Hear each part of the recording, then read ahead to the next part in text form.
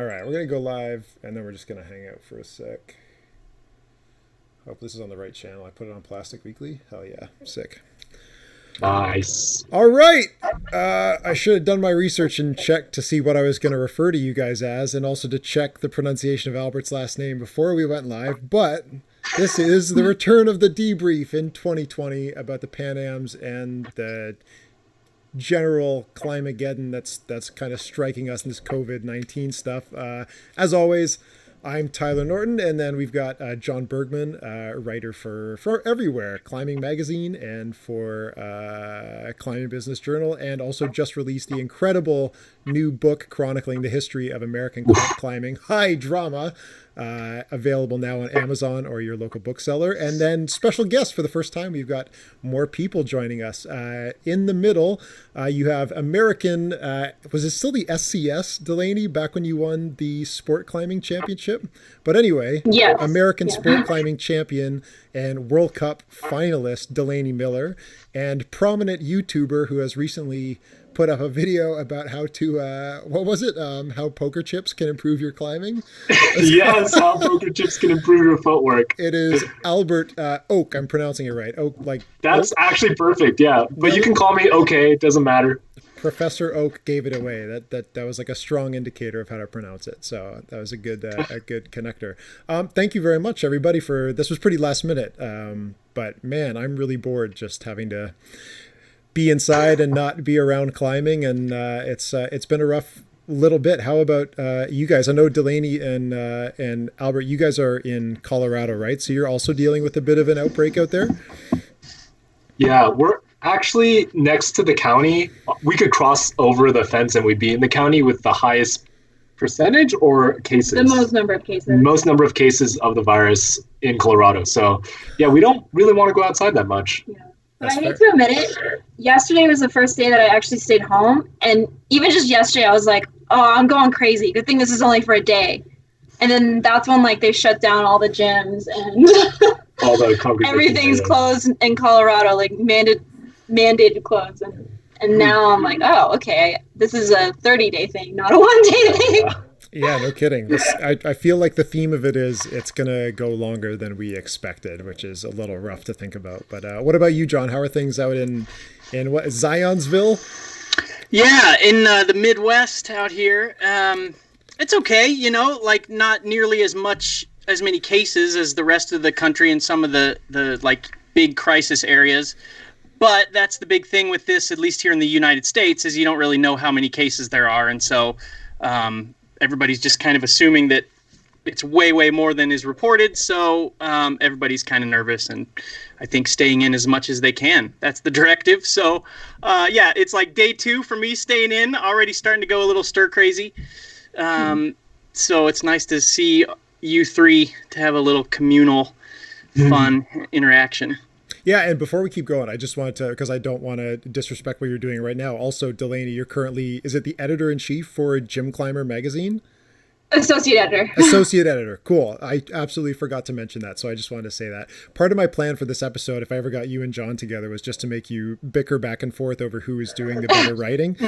So if this really flattens out, that's going to be the angle the entire time. We're just it's John, so. No, I'm a huge fan of Gym Climber. Oh, you guys are both terrible at this. I've written for Gym Climber, so of course I'm a huge fan of it. That's what's great so far.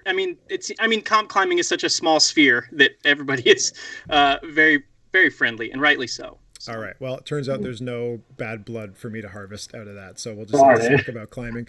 Okay, so let's start off. The Pan-Am championships, I guess, even though it was only really combined, but also the Olympic qualifier for the last 2 spots for North American and South American climbers. All 3 of you were there. I wasn't, because I thought there might be a World Cup season and I would just go to one of those instead. Probably not the case anymore. But all 3 of you were there, and so I'm excited to hear just what the event felt like from your side. I don't know who wants to go first, but what was your big impression coming out of it? Wow. Or Delaney, whatever was most interesting. Yeah. Should we just start in the middle and then work our way outward? Sure. Yeah. I guess going in, like, I really expected Sean Bailey to take it. And looking back, I think that was short-sighted of me. And I think that everyone who was there and watching Colin Duffy win, like, maybe thought that it was, like, a dark horse moment for him, which in a way it was because it was his first, like, senior international event. But also I didn't realize that he'd won 2 youth nationals and, like, 9 youth national championships. So it definitely wasn't, like, a fluke for him. I think that was I don't know, at the moment, like I said, like, even for myself, I was like, wow, he just dark horsed it. But and then on the women's side, Alana Yip, like, that was the most amazing performance. I think at the end of the year, that'll be a performance that we're still looking back and, like, saying, wow, like, that was a top moment for 2020. Yeah. I mean, everyone was crying, so yeah, I was definitely crying. For me, I really, really enjoyed meeting some of the South American climbers in person and hearing their stories. And some of them are incredible. Danny Valencia doing the mono pocket match just blew my mind. Some of the most exciting moments of 2019, 2020 year climbing happened at Pan-Ams. And I sort of have this weird knack for predicting when somebody's going to go against what everyone else is predicting. I think right after speed round, I talked to the guy who, one of the Adidas reps, and said, I have a feeling Colin Duffy's going to win. I don't know why, I just feel it. And then lo and behold, he just came out and just destroyed that lead finals route. So yeah, it sort of went as I would expect, but man, the South American climbers, you could really tell that they put their heart out on the wall. And that's one of the greatest things I've seen in person, or even if it was on broadcast. It was really emotional. Yeah.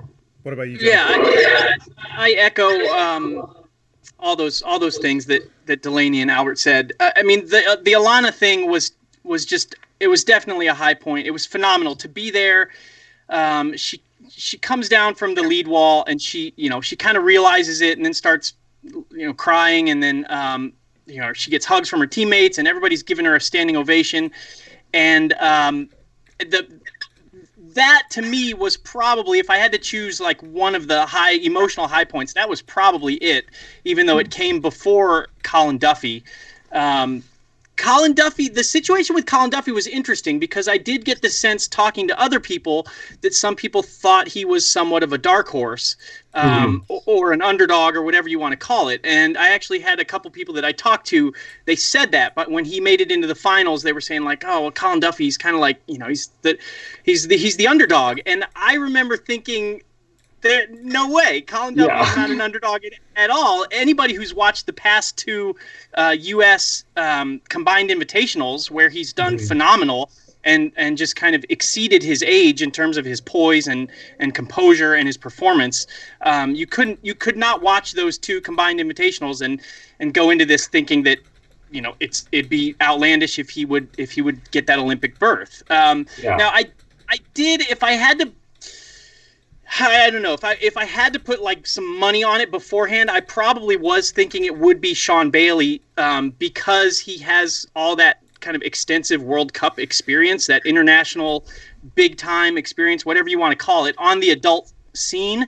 And I also know from talking to his coach Tyson Shaney and some other people that he was working really hard to train for the Combined Invitational. So I probably am along the lines of Delaney, where I kind of initially thought maybe it would be Sean Bailey's, but I really kind of went back and forth as Zach Galla he performed really well, and then I was thinking, well, maybe it would be Zach Galla, but then Colin Duffy takes it at the end, and looking back, it really wasn't a big surprise. It was a phenomenal performance. Just a question, like Colin Duffy, you're saying he won the Combined Invitational, but he was never on the U.S. I think this is his first year of eligibility, right? But he wasn't on the combined team. He wasn't even on any of the single discipline teams for last year. So he's like, in my, just based off that, there's no way you can even consider him a dark horse. He's like so far below that in terms of, we don't know what to expect from him aside from his performances at like youth comps and like a season of adult comps. Like whoever was calling him like a potential dark horse, they are either paying much closer attention to like American youth climbing than I am in the last couple of years, or like, because he's not somebody I would have predicted. The last time I watched him climb was like 2014 at ABS Youth Nationals, and he was just the kid with the huge ears and the most amazing like personality, just like such a cool character. But having not seen him yet really develop as an adult climber, and based on what he looked like through the podium ceremony, like still kind of developing his adult persona, he's not somebody that would have been on my radar for this at all, even though I've known his name for, you know, like 6 years. So that was like stunning to me, except that I'm just so used to this format, constantly bringing up just these like these weird little things. You can never expect it, right? I'm with you guys, Sean Bailey and Zach Galla kind of being the favorites. I wouldn't have put the South Americans as favorites, even though some of the women are kind of would be my favorite for speed. Maybe Valentina Aguado, but Yeah. like Alana was the clear favorite and she did win it, but for the men's side it was just, you know, I think if you rerun that 100 times, Colin doesn't even win like 1 in 6. I don't know. Yeah. But It's funny because when we look at Olympic history, plenty of stories like Colin Duffy, where it was a youth competitor and they make Olympics, has happened.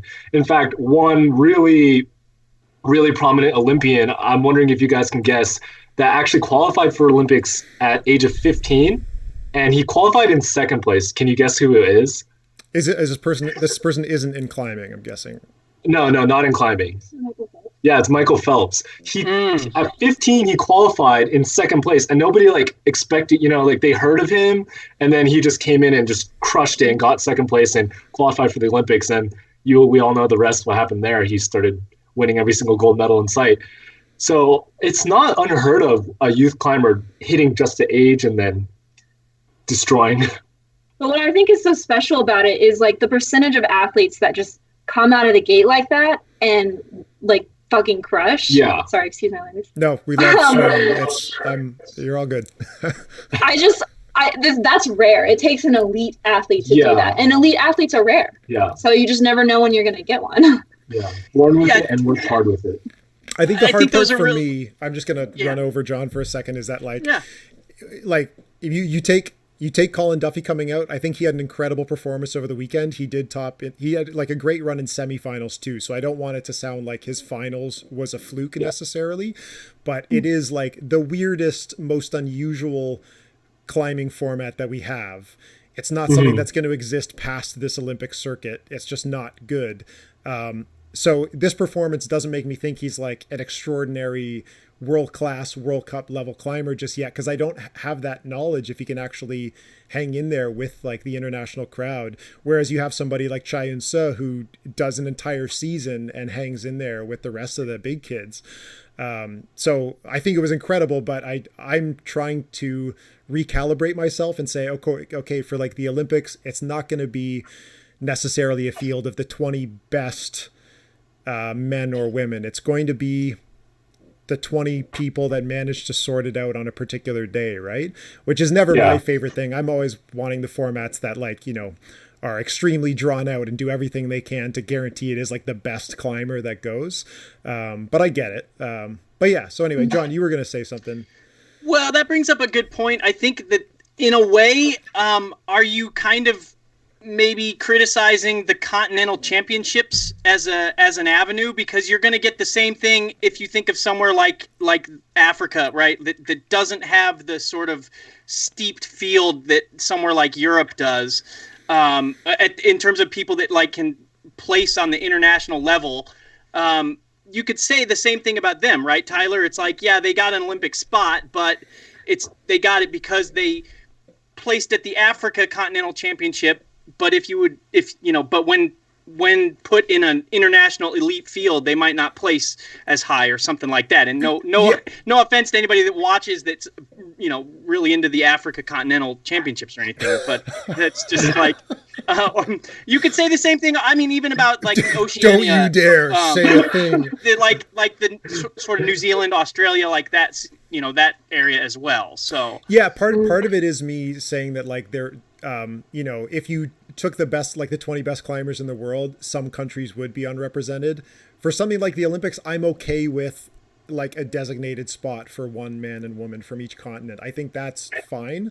It is just like the climbing format where, as all of us know, like there are days when the climb just suits your style. There are days when you just don't feel as good as the day before.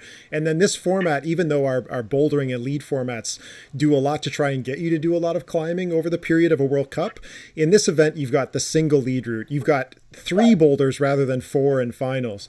And so it's not something where you can look at and say, yeah, you know what? It's like this, you know, you're not making them run the gauntlet to prove their strength. You give them a very limited set. And that's something I'm always a little bit annoyed by, is when, you know, climbing route setters aren't perfect, even the very best of them.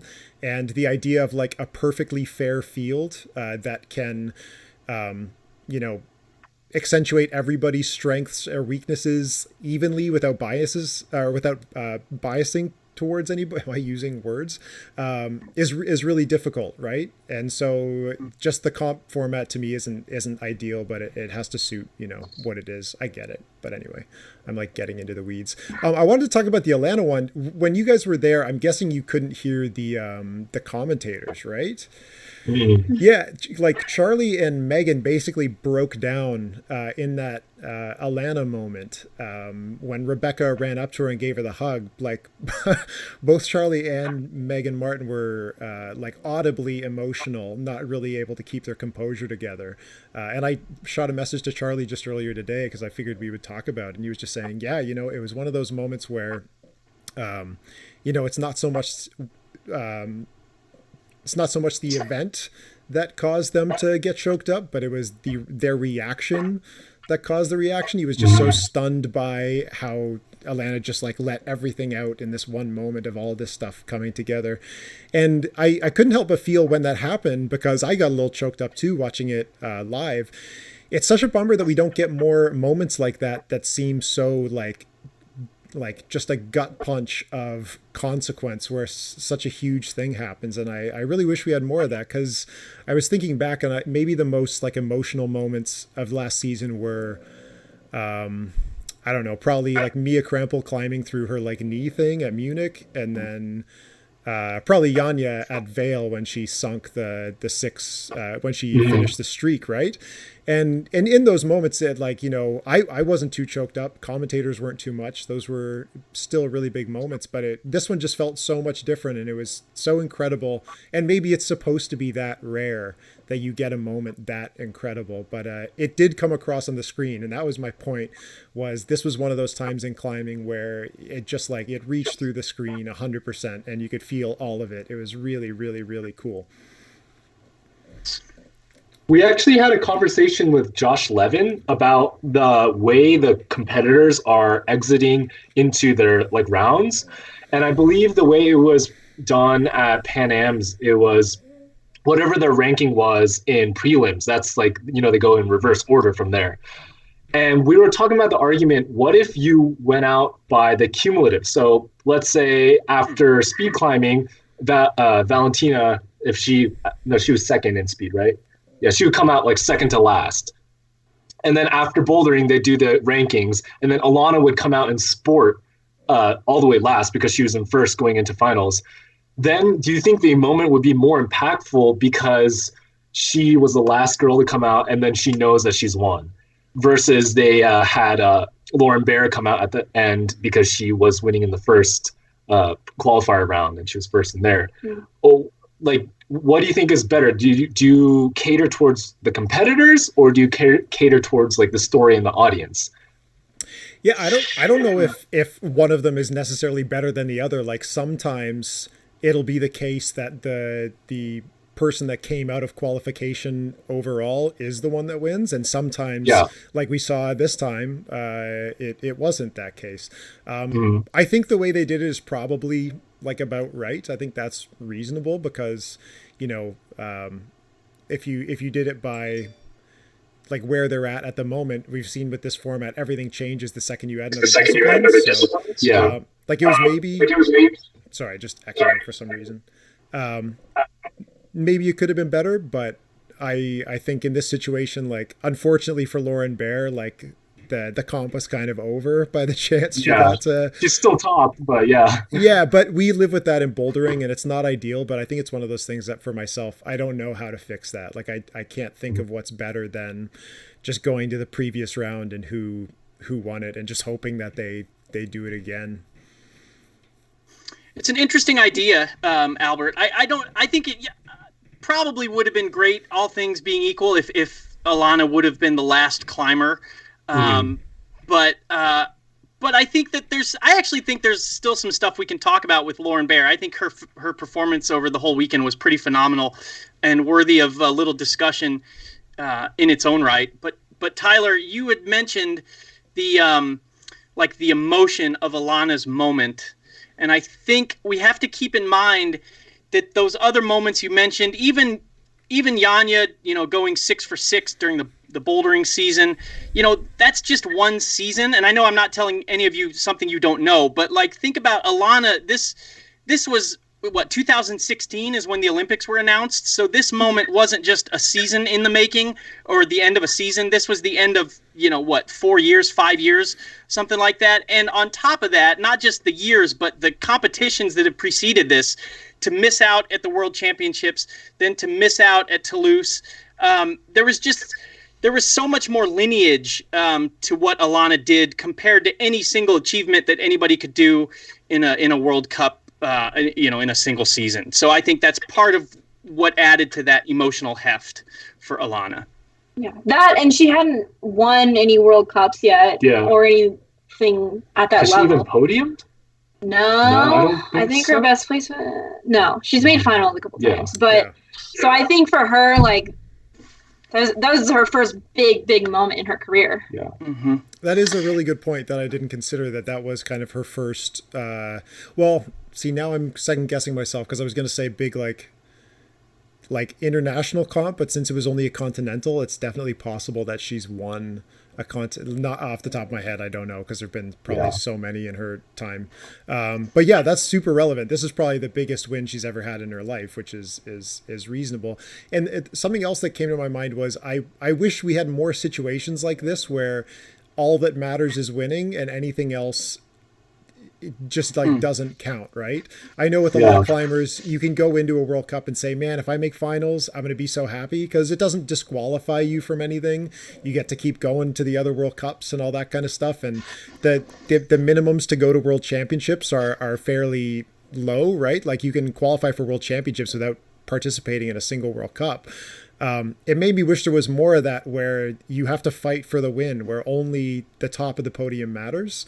That was really cool, and I would love if there was a way where we could institute more of that, because it makes it cutthroat, and it especially for the boys podium, watching Zach and Xander have to kind of cope with coming second and third when maybe they were kind of viewed more of favorites than Colin was. That was a really interesting emotional dynamic. But yeah. How did you guys feel about the route setting? Because I know that's one thing that, especially on the men's side, became a bit of an issue, was the bouldering round for the boys. It was disappointing. Interesting is the civil word. Yeah, no, it is. I'm sure the setters are disappointed. It was a flash format. That's what it was. It's a flash contest. It's who messed up the least. Yeah. The top competitors were still in the top 4, but they should have set at least one harder boulder. But I get it, because, it's such a hard field to set for. How do you set for Sean Bailey, who can, win World Cups, versus you've never seen some of these Carlo Grania boulder. You've never seen him. How do you set They for that? saw them in qualifiers. That's true. Yeah. They had a day to be like, okay, we need to adjust the boulders. Mm-hmm. So...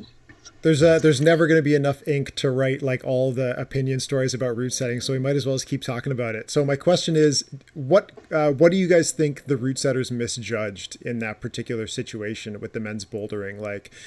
Is it do you think they put too much emphasis on the show element and didn't focus enough on creating a winner or separation in bouldering? Or do you think the climbers just outperformed what reasonable expectations could be for that particular field, or something? did an excellent job of setting for the spectators. Yeah. And I wouldn't go as far as saying like, oh, they focused too hard on that. Because I'm sure they were trying to do their job, you know. I'm sure they were trying to do their best to separate the climbers. I think maybe it was a combination of them slightly underestimating how tired the competitors would be, and then the competitors just also really showing up for the day. That's the one thing I was curious about in this situation is how much can you gauge like how those young men are preparing their like just fitness and endurance for dealing with a competition like that, right? Like basically 3 rounds of combined, the pre-qualifier, the qualifier, and then the actual finals.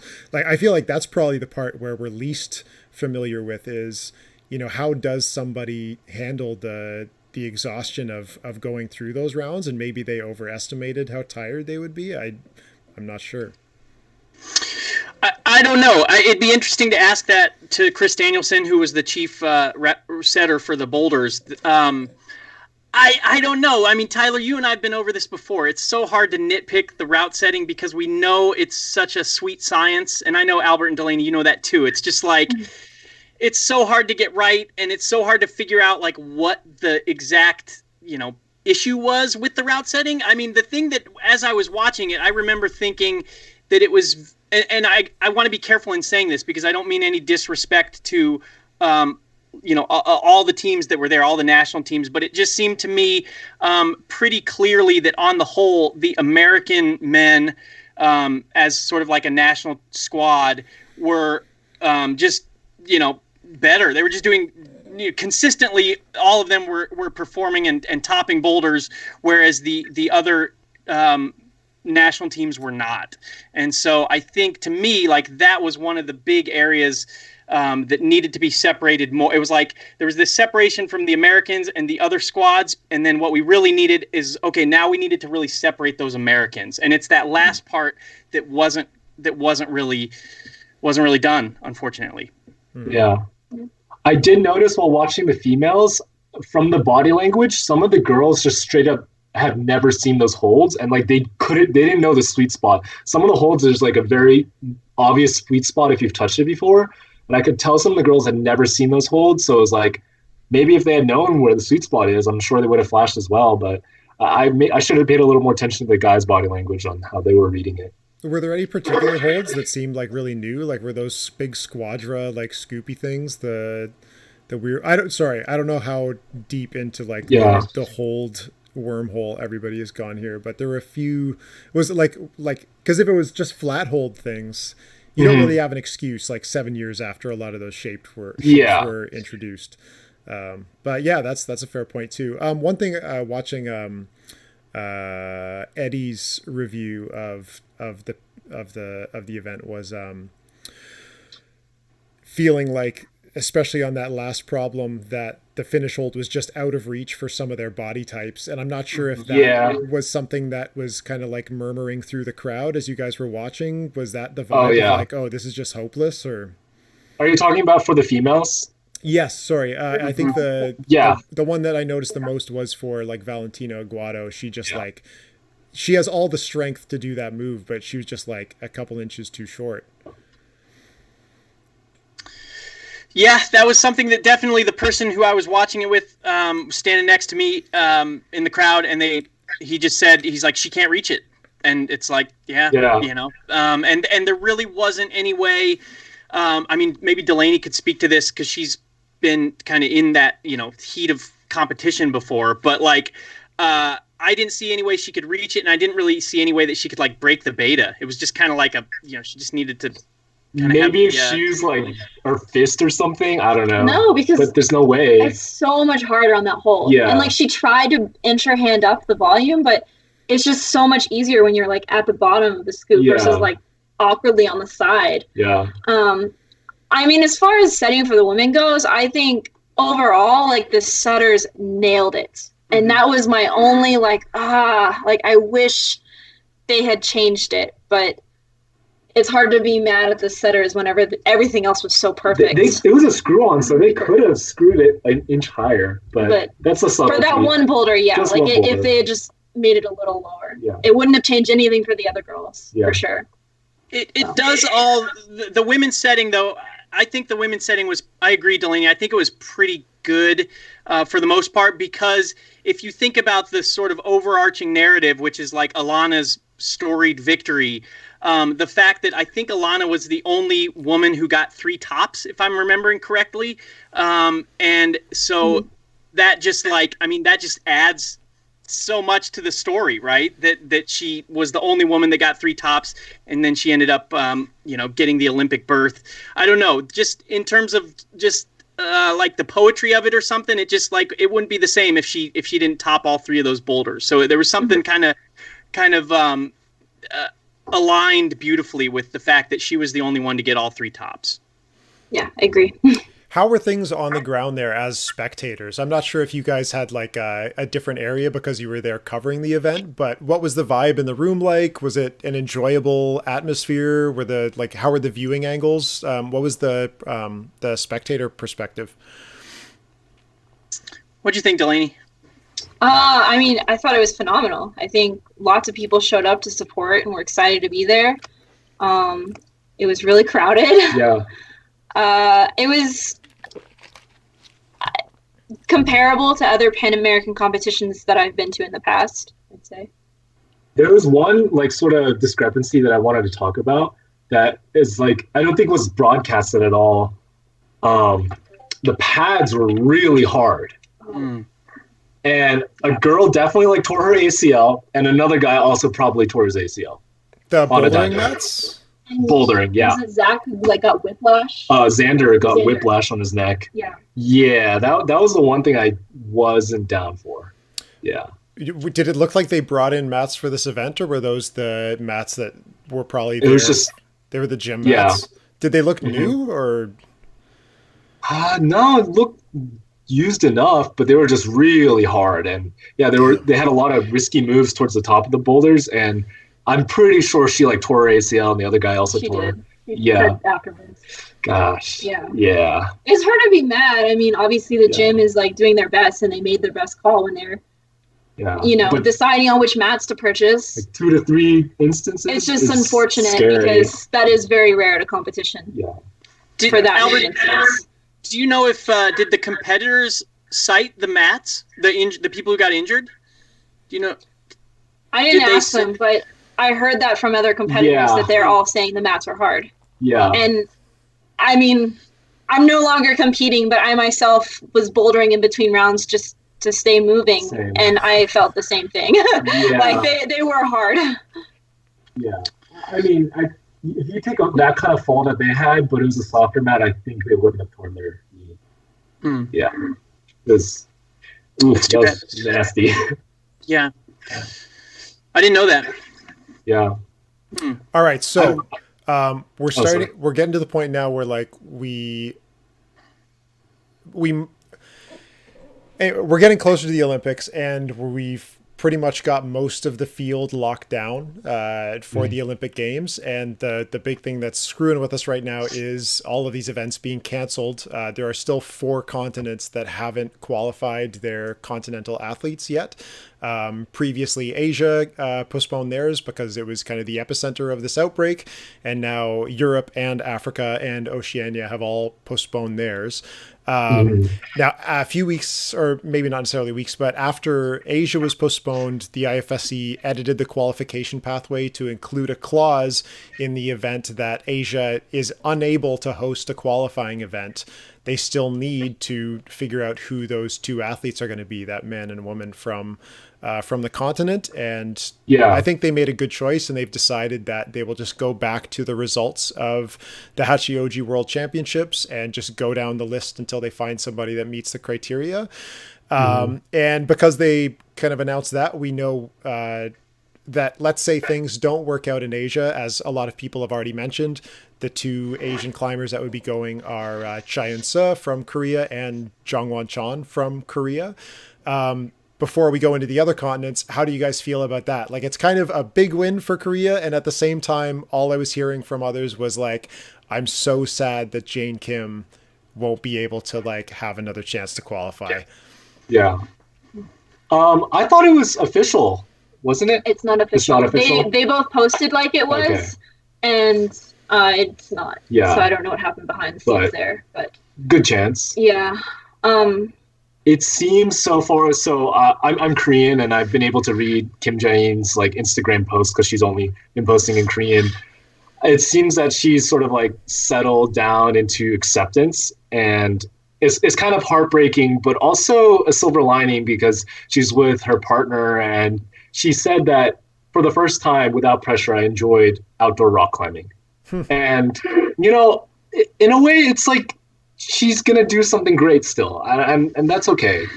But it is very heartbreaking to me, especially as a Korean fan, and I love every single Korean climber out there.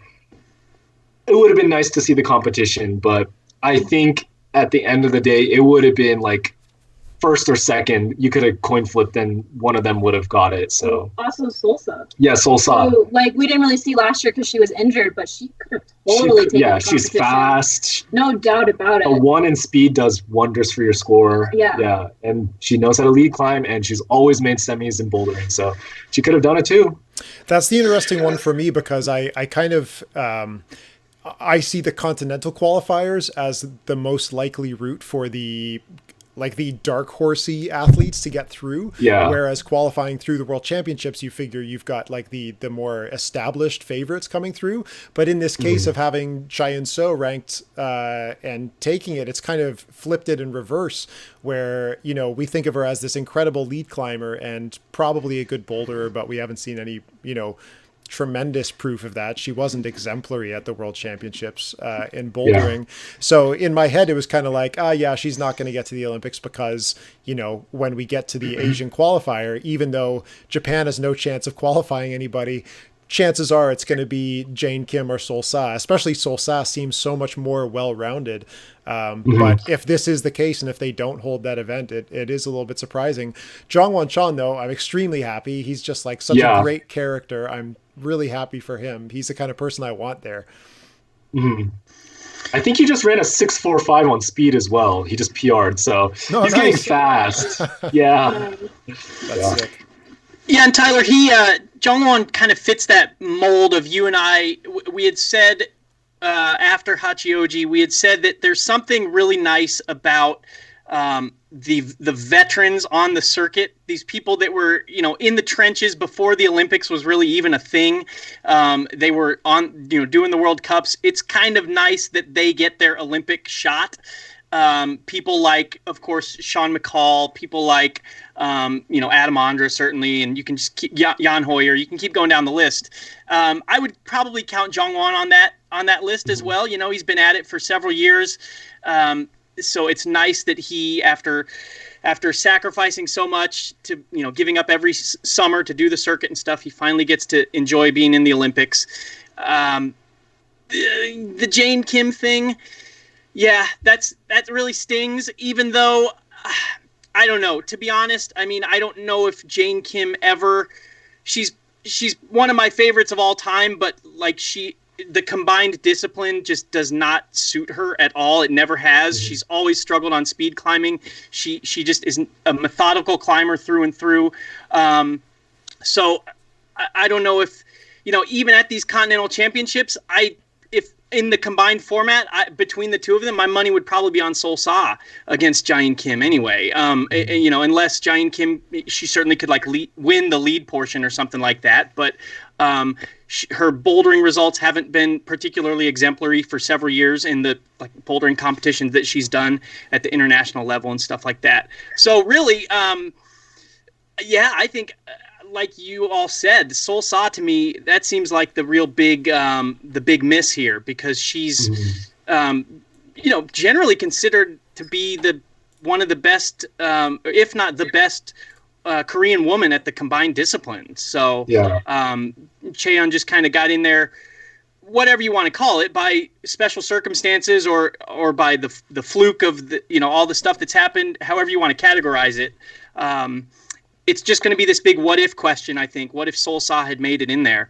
Because I think on a good day, Solsa is just as good as at the combined discipline as a lot of the women that have gotten that Olympic berth. So then moving continents, if So, and again, all of these conversations are still hypothetical, right? Because maybe these events will happen. But if we go to Europe, and if Europe doesn't get to host a continental championship, by what I saw, and I guess there's a chance I'm wrong because sometimes I just can't read or whatever. But in this scenario, for the women, interestingly, would be Anouk Jobert, speed star. And unfortunately, she would be taking the last French spot. And so Fanny Gibert, who I would have put as the favorite French athlete over Julie Chenardi, Fanny Gibert will not have a chance to come through. But then for the men, it would be Michael Pico-Ruaz from Italy. And in that case, overstepping Stefano Ghisolfi. So kind of the same thing of climbers that wouldn't be in my top, even like it just wouldn't be my top two from a particular country managing to come through off the back of Hachioji. Anouk, I'd be interested in having there. I'm excited to have more female speed stars to go along with Yulia Kaplina and like Yiling Song. But Michael Pico-Ruaz, I feel like, great climber, but he's not the kind of person that in a combined format I see as somebody that's going to put up a great fight in bouldering and in speed climbing. But yeah, I don't know. Did you guys have favorites from Europe that you may be sad to miss out on? I know it's hard because there's so many names. I'm like kind of okay with Misha. Like, he's really good outdoors, obviously, and if he figures out how to really convert that indoors, I think he has a good chance to not, he can have a good showing. But I don't really know who else. I mean, as far as women go, I'm not surprised at all by it. I'm not sure. I don't think I can't say her what. Yeah. Anna Jobert. Yes. Didn't she win 2016 World Championships? Yeah. I'm totally off about that. I remember. Yeah. But she's also like. I feel like she's been more consistently in finals for speed than Danny has been on the podium for bouldering at least. Yeah. Yeah, she's a good candidate, I think. I don't have any objection to any of those people. They're all certainly. You're not going to veto anybody? Well, here's the thing, though, Tyler. It's a fine line in terms of the amount of speed specialists that we want in there, because I agree it's kind of neat to have like one or two, but beyond that, here's the problem with speed. As we all know, it's like they have to win it. They have to win speed to have any shot, right? If you start having like 4 or 5 speed specialists in there, they can't all win it. Maybe, one of them will get number 1, one of them will get number 2. But when you're dropping down as a speed specialist into like 3rd or 4th place or lower at speed, it's like you're going to be doomed, and it's just going to take a little bit of that exciting unpredictability out of the Olympics. I think the one thing it gets me psyched for is like speed climbing is my favorite discipline to watch at these combined events, and it means like you could have the women's qualifier being Yulia Kaplina and Alexandra Miroslav and Yiling Song and Anouk Jobert, and you get like 4 superstars of speed and just like shitting on everybody else in the speed discipline to open up the Olympic. I think it would be fire. Like the very first, like literally climbing's debut. I think the women go first, I think. So the very first day, very first morning, you have the speed go, and you have these 4 women from Europe and Russia and China just like lighting up the wall. I think that's really cool. I think that'd be such a great like first foot in the door of just to really get people excited. I guess that's my only real thing. Sure. Isolated speed by itself, yes. If like the isolated event, absolutely, that would be really exciting. But then it's like when Anouk gets, God forbid, she gets like 4th or 5th place behind other speed specialists, but still not near the top of the pack. It's like, well, then is it going to be that exciting to watch her bouldering in her lead, knowing that she got 5th place in her specialty event? I don't know. So I feel like that's like we've already crossed that bridge. We've already got some people like at the Olympics who even at the World Championships were like, you just wanted to look away because it was so sad to watch them doing like bouldering or lead climbing. It just felt terrible. So I don't know. Ship sailed on that one. I don't know. I thought, especially watching Lulia, Kaplina, and Toulouse, like, oh my god, that was hype. She was having so much fun. I thought it was. I feel like they kind of know, so they're just like, yeah. Like when she stuck the zone, I don't remember which boulder it was, but she just like lit up. I thought that was a great moment. It was a great moment, but here's the thing. It kills me that can be like our Olympic standard, though. It's like, you start playing like clown music. You got like the tuba comes out and just like, anyway, that's not very nice, but.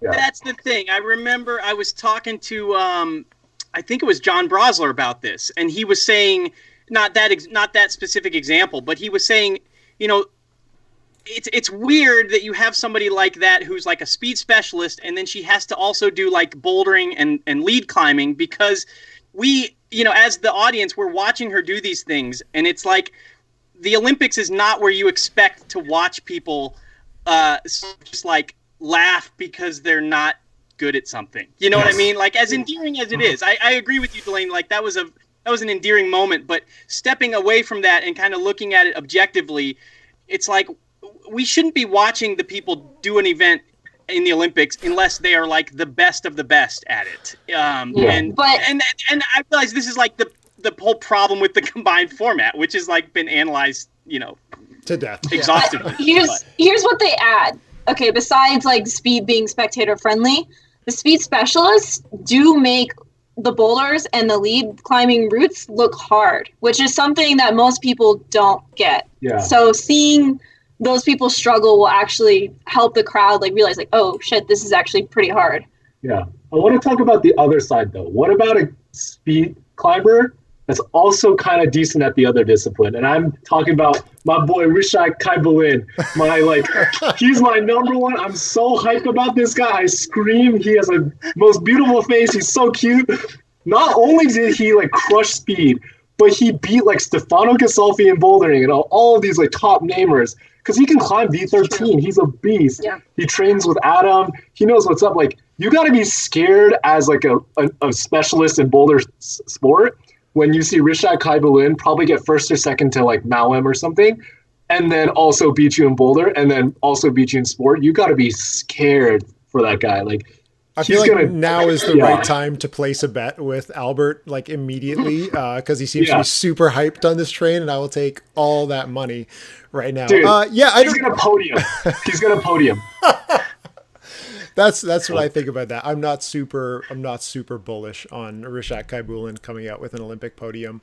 Hopefully he manages to get there. I don't know. I'm hoping that, I don't know. Kazakhstan's a weird place. I feel like, I don't know, if you're on the right side of the whatever weird ass ridiculous government they have there, maybe they'll get you to live a life of luxury if you're an Olympian. I don't know. Or otherwise you're just going to be like riding in a cattle car on a train to Japan. He goes in school. He's Europe. living in wherever Adam is, basically. Yeah. Sorry, so, wherever who is? Adam. Oh no, because he's in a school in Europe. I think like Germany or something. I don't know. Oh, sick. Okay, cool. So is he maybe? No, but he's training with Adam Andra like full time. Yeah. He's in Dope. the Czech Republic training. Yeah. Nice. It's interesting too. This is something that I wrote about when I was writing like an Olympic preview. I was saying like it's highly unlikely. I think people that maybe have never watched competition climbing might go into this saying, "Oh, it'd be awesome if somebody would get like first place in speed and lead and bouldering." And those of us that have watched the circuit were like, "That's so unlikely. That's not going to happen." But I think Kaibalin kind of, in a way, he sort of gives us a glimpse into the future if this combined format continues, where maybe, in 4 years or 8 years or 20 years or whatever, it won't be that outlandish to think that like this person's goal, rather than like try to be an all-rounder and get like second or third in everything, or try and be a speed specialist and get first and then like survive the other disciplines. It's like, no, there will be somebody that's training with the goal and a very realistic possibility of getting first and first and first. Mm-hmm. Combined format is dead on August 8th of this year. Like the day after this fucking Olympics is over, it's already history, never to come back. Like I don't think it should be, though. I don't think it... Will you throw a riot? Yeah, I will personally riot, which will just involve me spending as much time in a hunger strike in my basement as I already spend down here. So whatever. Tyler, there's going to be there's going to be no food in stores in August anyway. It's going to be a post-apocalyptic wasteland. Tyler, I don't want the combined format to go away. I want the combined format to just be added, so they have a bouldering medal, a lead medal, a speed medal, and a combined medal, just like I think Delaney, I think Albert, we were talking about this at the Pan-Ams, which is like nowadays if I talk to somebody and they say that they're like a triathlete, they're training for the triathlon, I don't think it's ridiculous. But I have a feeling whenever, 100 years, whenever the triathlon was first introduced, people that were running specialists were like, this is ridiculous. You want me to also swim and cycle? But it just takes time. It takes decades for it to sort of slip into the consciousness, the public acceptance. That would happen with the combined format too. It just takes time, and it's just that we've sort of had this like forced sudden adjustment in the last, we've had like 4 years to get used to it, when in fact you should give something like this, 20 years. Well, hold on. Is like who enjoys competing in this format? Like, are there people that are like, yeah, you know what, I like all these climbing a little bit, but I like it more when I have to do all three back to back? Like that is the only that is the only reason it would survive, because the thing that wrecks it is logistically it is so demanding, it's crazy. Like any climbing competition, lead or bouldering, is hard in the first place. Like for all, like, for myself volunteering, or yourself coaching, John, or Delaney, your experience with all of that stuff, you have many days of preparing for these things, and then the event itself is many days generally. The combined format takes that to another level, where you have multiple specific wall demands and tons of different route setting. Like, it's not a practical sport, whereas something like triathlon, you got to have a bike and like a swimsuit and shoes, and then you just find a road that's near a lake and then you do a thing. Like, triathlon isn't a hard thing to organize, but a combined format is like, you have to bend over backwards to make one of these things happen. And that's why there's only like one event in the United States where it happens, and it's the Combined Invitational. Canada, there was one in BC, and it was like, you would just hear from the volunteers and they were like, holy shit, I can never do that again. That was nuts. It's like, part of what makes sports resilient is the ease of which it can actually happen, and when competitions can be held. And I don't think this is a reasonable like event format to actually carry on with. So the only thing that would save it is if athletes are so passionate about it that they like create a groundswell to keep it going. Otherwise, like, it's just such a nightmare. I think it's possible, because if you look at other sports, track, decathlon happens over a couple days. Pentathlon is like an all-day event. In gymnastics, they have an all-arounder event, which is also an all-day event. And so it's like, I don't think it's unheard of that it could eventually become like where you do have independent medals, but then you have a combined medal as well. Because other sports have clearly done it, and logistically they made it work, so why can't we, right? Well, I guess just to keep going, one is like for gymnastics, you're just in a building with some shit that you like roll around and you like walk on. And then I don't even know what sports are in a pentathlon, but if it's anything like decathlon, it's largely like track and field sports, right? So you just need a field and then a stick with a pointy end and like a flat bit to run on. Like, it's not that, sorry, John, I know you're like about to start laughing, but it's still not as hard as like building a wall to this specification, building another wall to this specification, building another wall to this, and then hiring crews to like route set for it. Like, it is on a different level. But the one thing about like having some kind of recognition for it, I'm totally fine with at World Championships having a combined thing where it's kind of like, your rank over the season or your rank over the World Championships, just like the qualification for Hachioji, where you do a lead World Championship, you do a boulder World Championship, you do a speed World Championship, each one individually in like high quality formats for that sport, and then you just put them all together. I'm okay with that. Like, I don't mind that, especially for us, because Sean McCall was winning so many of them before, like being the combined world champion. I'm all right with that, but I just don't see this being like a standalone sport. It's dead. I can't argue with your logistical load point. That's a good point. It's an incredible task to do all the route setting and the judging for all this stuff and the different walls. Yes. But when to your first point, when you said like, who loves this format? Like, nobody loves this format.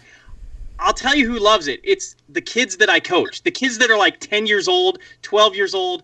There's a comp, and they want to do speed climbing, and they want to lead climb, and they want to boulder. And so I think if that would be taught to them as a viable discipline from a young age, and they grow up with that being a discipline, by the time they get to be on the adult circuit, there will be people that love that format. The combined all disciplines back to back to back like that. I think there would be. I just think it's the reason nobody loves it is because everybody that is on the elite adult level now grew up specializing in something else, and then all of a sudden, because of the Olympics, they have to sort of like kid themselves or force themselves into accepting all of them being combined. But I feel like if it was a sort of natural progression from age 11 or something like that, I think there would be people that really love it.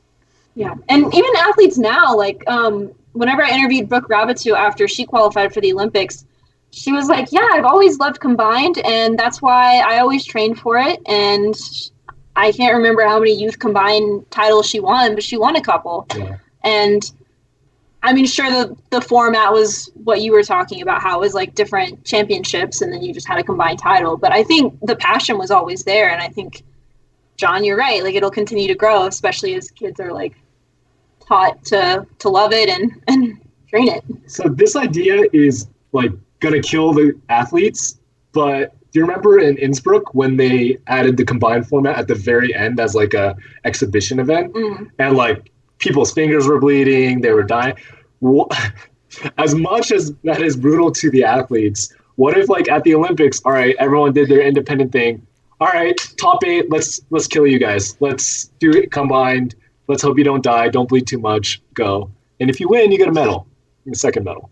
I'm down with that so long as they get rid of blood technicals. If blood technicals are still in this sport, then fuck that. That'll be so shit. Just to speak John and Delaney, I'm super hyped about climbers now getting excited about all 3 disciplines, because that was a big thing, is that now kids, like, and including like me, like I keep seeing this Facebook post in my memories every year, comes up once a year like clockwork, where I'm just shredding speed climbing in some like route setting group. And now I'm like, oh shit, I was one of those people as well. Like, I'm such an asshole but I'm glad that people are accepting speed, but having it as this like individual event that we talk about, like you talk about Brooke training for combined, where in reality it was multiple events. Like, I'm not sure what a season looks like if you have a lot of these things going on, because I just can't even imagine it being feasible for a gym or for an organizer, or possibly even for an athlete. Like, if you if you train for a combined event, like what are your opportunities to actually practice for this, right? You get the combined invitational, you get Pan-Ams. There's not that many, like, there's no circuit for it. I just don't think it's feasible. So I think people do love all 3 disciplines, and I think that's amazing. I'm not sure people actually know if they like a combined event as a discipline itself. This is what's really going to happen. We're going to have the Olympics, and then somebody is going to like win speed climbing. They're going to make a movie out of it. The movie's going to make millions of billions of dollars. Everyone's only going to care about speed climbing, and then we're going to be screwed and stuck with the combined format forever. So, that also could happen. The route setting industry is just instantly destroyed. Like, no longer relevant. How would you pouring companies no more holes. We're just making little loops, and that's it for the rest of our lives. You'd have to do it like Inception style to make a 6-second time span last for a 2-hour movie. Just like keep subdividing time. Holy That's crap. The only way you could make it actually work. That'd be a terrible movie. Okay, then the last 2, going back to the idea of like, let's say these events don't happen and then we just have to choose the people that went to world championships for these continents. Let me just read the people who would qualify from Africa and from Oceania. From Africa, Rachel de Charmoy from South Africa, who placed 64th at world championships, and Curtis Calren from South Africa, who placed 75th at world championships. And from Oceania, from Australia, both of them, Oceana McKenzie and Ben Abel. They were pretty much the only ones from their continent, especially the African climbers, pretty much the only ones from their continent that bothered to go to world championships. Yeah. I'm kind of okay with this mechanism being used for Europe and Asia because the best climbers from there, we know they've climbed a lot. They've done a lot of World Cups and they went to World Championships. But I don't know anything about Australia, about New Zealand, about all the like few different countries in Africa. Now, maybe people from those countries can say, oh, yeah, those are the best climbers from here by far. But it feels rough to make your selection based on like, okay, we're going to take whoever did best at World Championships, but only one of them bothered to go. That feels less practical. And I'm curious if they would further consider making a rule change for that, because it just feels like, I guess from the Olympics point of view or from the IFSC's point of view, if you just can't hold a comp, you have no other choice. But it stings a little bit, this one. Oceania. At least in Oceania's case, she made finals in Morangen in 2019. Yeah. So she's good. Yeah, she's a good. And she's made semis quite a few times. Yeah. Yeah. I remember she would be my top pick. John and I were like riding that Oceania hype train super hard for that week, and then like nothing else ever came of it. And we're like, ah, shit. Right. Yeah. She's young, you know. Yeah. She's young. But the other three people, I totally follow their career and know exactly how strong they are. Remember when that one guy did a V15 and me too, same. It is hard because I don't know what the scenes are like in South Africa or anywhere in Africa, and I actually know. But it's hard to judge. But you imagine the scene isn't as developed, or at the very least, let's say in South Africa there is a larger scene. There's not much continental competition for them to have. Like, they've only just recently created a continental council. I'm not even sure if it's a full continental council or if it's still like just an affiliate or whatever. So that's the one where I'm curious if they would consider a different option for qualifying them. But I guess I doubt it, but it just feels a little less robust a decision when you go down to those particular instances. But I mean, there's been good climbers out of South Africa, Australia, like James Kasey, but I don't know about right now. But James Kasey is like 45 years old now. You are like reaching back to, he's not 45, but you're old. Dude that she was dating forever ago. What's his name? Chris, right? No, Webb Parsons. Oh yeah, Chris Webb Parsons. Yeah. Yep. CrossFit Webb Parsons. Yes, totally. Yeah, climbing just fell. Didn't he he went to work on an oil rig or something, and all of his Instagram photos for a while were him just like pulling on hangboards in the middle of like the Atlantic Ocean or something. Anyway, I remember that guy. That was Yeah, well, we'll find out how these guys hold up when they go to the Olympics. Congratulations, guys! You're on your way there. But so USA Climbing and like the CEC up here in Canada are both just canceling stuff left and right. I think like John and Delaney, I'm sure you guys have had to at least think about this or hear about it with the stuff that you guys are writing. I don't know if you've written about it specifically, but Delaney as a competitor, John as a coach, what happens if you guys have to start deciding who goes to nationals or youth world championships without having had a season? Like, do you guys have any thoughts or any idea of what they might do? Because like it looks like the lead season is pretty much going to be wiped out. That's the big question. Yeah, nobody really knows. They haven't announced. I think divisionals is still on. Youth division, it's all kind of very fluid. They haven't actually canceled as many things as you might think. I think the word they're using is postpone, but with no definitive, end point. So, but I know myself and the other coaches that I coach with and the kids I coach. Yeah, everybody's kind of wondering that same question, and nobody really has any answers. I don't think USA Climbing knows right now. I know that they're all kind of hard at work trying to figure this out because it's so unprecedented. But yeah, nothing has been decided. I don't know, like on the spot, I don't even know what a good solution would be. It's like, it's one thing if you've already had regionals or you've already had divisionals and you can just say, okay, we'll just take those divisionals. It's like Delaney, I think they did this. I don't know if it was the year that you did the Seco comp or whatever with the Lightning. But didn't they, like, they just took like the the semifinals and made it the finals or something like that, or maybe I'm confusing They just that. took like the fastest times. Yeah. Okay, yeah. So I don't No, know. the year that I went, they actually ran the rounds. Oh, really? Okay, they ran with the men's, because there's like a clip of Jimmy Webb was being like, "Can we all just agree to like do the fastest times?" And Yeah, then they didn't, but they didn't treat them women as the same way as they treated the men. Yeah, I think because it wasn't. Horribly unfair. Yeah, I guess they were like waiting well, the rain out. Or whatever. Well, like my point was like if you just you could just say like, oh, we've had the divisionals, so we'll just say whoever won divisionals is the national champion, and we won't have nationals or something. But like if you haven't even had regionals, I don't know. You gotta. It's almost like you just have to, like postpone it to a certain point, and then if you get to that point, just talk about canceling the season. I don't know. Just forever having kind of like a blank space there in the records, a footnote or something. Yeah. I can't think of any logical way that wouldn't bring about a lot of contention from various people. What do you think, Delaney? I think there's no good answer, unfortunately. You could do a private in-house select, where like each region, whatever, picks like their top 3, make them take medical screening, and then they travel to one competition and then duke it out. They could do that. They've done that in other sports, so it's possible. Or the worst solution is you have an online moonboard comp, just like Moonboard Masters. There you go. There's your solution for everything. Select everyone off of who's the best at moonboard.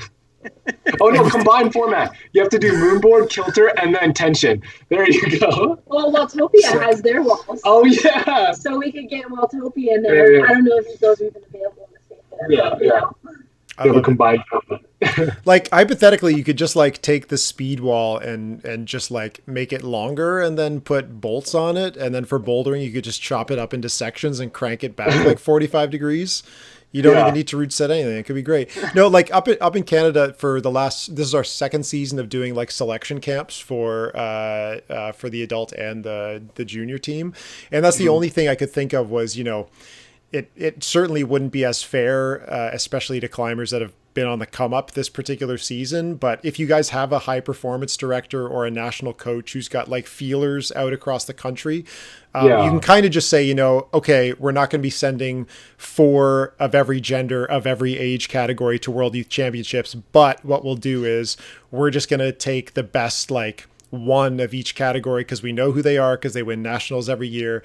We know you're not going to let us down, and we're just going to make selections and just try and win some medals. That's kind of what we're doing. It's not as cutthroat because we get to base those decisions off of a season, but this year we probably won't from Leeds, so we might be in the same boat. It's always an option. I don't know if you guys have that particular framework going on right now, but it might be. I think it's a complete viable solution. Like, it's sad because like anything can happen. Yeah. So like it's. And you never know. From a competitor standpoint, it's really disappointing. You never know if there's like politics involved or whatever. And they're always. We deal with that up in Canada all the time. Like the reality up here is that the kind of like most experienced, longest lasting coaches in the country are from BC. It's just kind of where there have been gyms and climbing the longest. And so there's always this like distrust out here in Ontario and Quebec anytime like a West Coast kid gets chosen for something. Everybody's like, it's always like a family connection excuse that people use. But I think to USA Climbing's credit, that's probably, I don't want to speak for them, but that's probably why they haven't released any sort of definitive criteria right now, because they know that if they do something like that or whatever they choose, they know that there's going to be accusations of politics and this and that. So that might be part of the reason why they haven't, because they know that the decision, whatever they do, it's going to get criticized, unfortunately. Yeah. Well, at some point you could just say, hey, like your kid has won gold medals at World Championships and this kid did not. So just fuck off. And like, we just have to do this for a season. So I'm sorry that you're delicate, but this is how it's going to go this year. I don't know. Yeah. Well, to USA Climbing's credit, they've made a lot of great changes this year. The Youth D is not going to nationals. Honestly, like I am fully on board with that. I think they made a great decision there. That's on an unrelated note, but I'm just saying, like they're really working hard to do what they can to like make our community better. So respect that. I'm a huge fan of that decision. I think we've been doing that for a few years in Canada as well. And it is it's always hard because the people that Nationals serves best are the top tier kids. And it's not very often that like a top tier climber who is 9 or 10 years old will necessarily become a top tier climber when they're 20, right? It's an extremely short term. That's a gross word. But it's really short term thinking, and it's a lot of pressure on kids. And the kids that it diminishes are the ones that, aren't quite there and don't need that extra pressure. So I think it's better. It makes the events easier to run. I think it's a good choice. And like youth D, if you're 9 or 10, it's like, who's the tallest? That's usually who wins. It's like, because there's such a height discrepancy at the age. Some kid hit puberty-ish, another kid didn't. He's like 3 feet tall versus a 4.5 feet tall. Who's going to win? Of course, the 4.5 foot tall kid. So. Colin Duffy will beat you up. That he will come in, prove that that's not the case. That's true. Yeah, Laura, But at least in youth D, I've seen all the time. It's like, all right, that the tall kid just won. He didn't even make a move. He didn't dyno. He stood up. It's like, all right. Because that's like a hard category to set for. You can't set a 2 foot discrepancy. Yeah. John, I think you were taking some questions. I'm curious if you have a couple that you want to share with everybody. All right. We do have some questions. Thanks to everybody that wrote in. And if you're watching right now and you want to throw a question in chat for shits and giggles, feel free, because we got plenty of time, because I'm just going back to my cinnamon rolls and Counter-Strike after this. So while John finds the questions, what are you guys doing to train at home? I don't climb, so I'm continuing to eat cinnamon rolls, and that's still my training regimen. I don't really climb very much. Training for me is just like walking through the gym and rubbing my hands on the holds once a day to keep the calluses going. I'm super freaking tall and I cannot put on weight for the life of me. So I've got this I'm extremely light and very tall, so I can pretend I'm a good climber compared to most other people. But I don't ever since I started working in gyms, I pretty much stopped climbing. What about you, John? I'm not climbing, unfortunately. I mean, I would if I had a home wall, but I don't. I just like core planks. I went for a walk today. I might try to go for a jog tomorrow. More so of like general fitness stuff than climbing. I've got some I haven't done like pull-ups and chin-ups and stuff, but I could do some of that on the board that's on the wall behind, over the wall there. Could try that, but unfortunately I don't have a do some pull-ups right now. We got to keep the show moving. Get over there. Yeah. No, I don't. I'm it's really I'm missing it. I'm missing climbing. I'm missing my friends at the gym, the community there, stuff like that. So it's rough. Yeah. All right, what are you doing, Albert? What are you doing? We have a pull-up bar, a hangboard. Our roommates upstairs have a Woody in the garage, but we haven't gone there yet. But it's set up for dry tooling. Yeah, so which also I had a conversation with Natalie this morning, Natalie Berry, and she said, dry tooling might be the safest thing right now. You wear gloves, you're not touching holds, you have a face mask if it's cold. So, maybe that's the future for the next month. But don't you counter that out? Idea. Doesn't it kind of biceps. balance it out by you just waving axes around? Isn't that the counterbalance to the idea that the sport is safe? You just stab yourself instead by accident. The perfect sport involves a rope that is holding my entire life on, and then some sharp shit that I'm just gonna huck around. I don't know. I will. Shots fired I'll for argue ice climbing by Tyler. I have nothing wrong with ice climbing. Just don't make me do it. But I don't think it's safer. Even mixed, I don't think is safer. There's way too much sharp metal going on, man. All right, I got some questions. Hit it. First one. Thank you to Climbageddon. That's who this came from. Who do you think is the best women's climber out there, and why? All right, let's all answer at the same time. 1, 2, 3. Janja Garnbret. Okay, I had a feeling that we would say that. I would be very curious to hear anybody who does not say Janja Garnbret. Sorry, can you read the question again? I just wanted were there any qualifiers, or was it just No, it doesn't even say best comp climber. It just says who do you think is the best women's climber out there and why? Oh, and it's not sorry, it's not all time. It's just like Yeah. alive or like now. Okay. See, I guess now. Yeah, I have to say Yanya, I guess.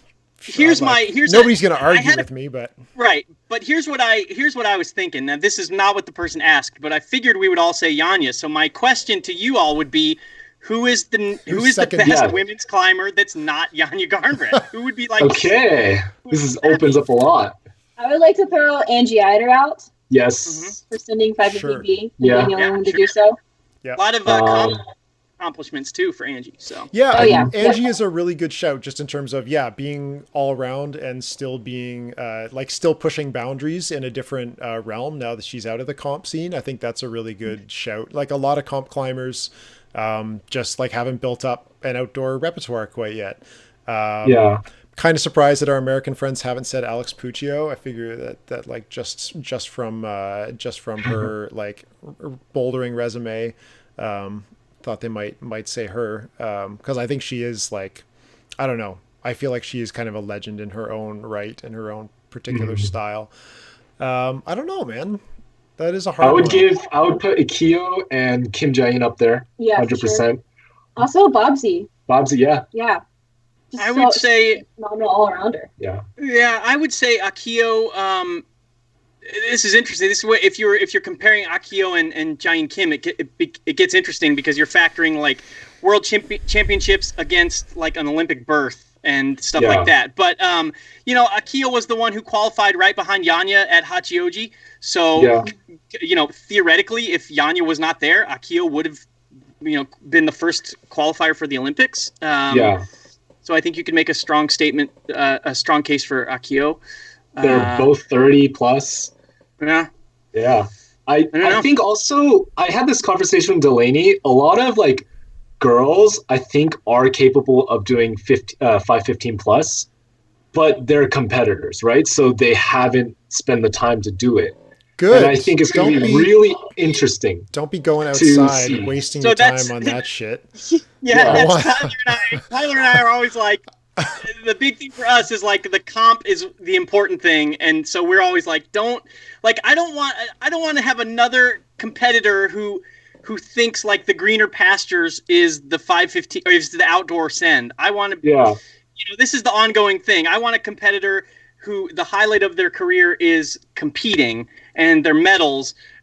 This is a larger discussion, but one of the things that really bugs me whenever I read interviews with competitors, American competitors, among them, and maybe first and foremost, and they'll be asked by the interviewer, like, what's your greatest accomplishment? And it's somebody who has won like bouldering nationals or lead sport nationals or something.